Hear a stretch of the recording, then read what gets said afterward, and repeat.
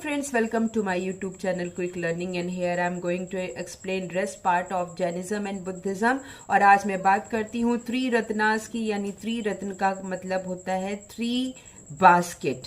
ये three basket Jainism principles का एक मूल रूप है, जिसका मतलब है right faith, right knowledge and right conduct. ये थ्री प्रिंसिपल्स एक साथ वर्क करके अचीव करते हैं जैनिज्म धर्म में लिबरेशन को, और ये रिजेक्ट करते हैं इन पुराने आइडियाज को।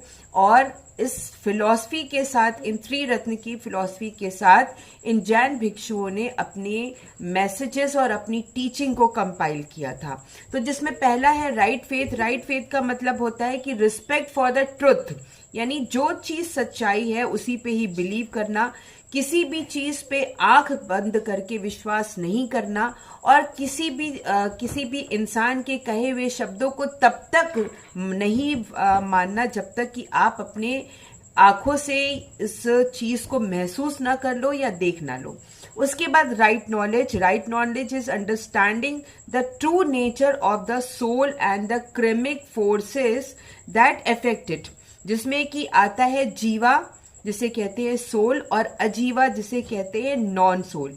यानी कि राइट नॉलेज का मतलब कि एक ऐसी आत्मा जिसके पास एक सच्चाई का ज्ञान हो। तो जो सच्चाई का ज्ञान रखते हैं उन्हें हम जीवा यानी कि सोल का नाम देते हैं। उसके बाद राइट कंडक्ट। राइट कंडक्ट का मतलब है कि avoiding harmful action and doing good deeds, यानी कि यहाँ पर मोक्षा को भी बहुत ज्यादा प्रेफरेंस मिला है कि whatever you will do in your whole life, आप जैसा अपनी लाइफ में करेंगे वैसा ही आपको लाइफ देगी आगे चल करके।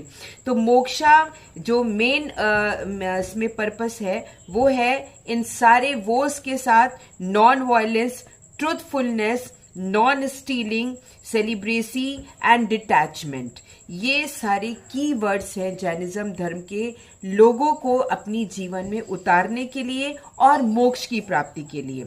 उसके बाद life after the death and the Karma theory, यानी जैनिज्म ये भी कहते हैं कि मरने के बाद हमें आगे का जन्म कैसे मिलेगा, ये बहुत कुछ डिपेंड है हमारे इस जन्म के कर्म पर।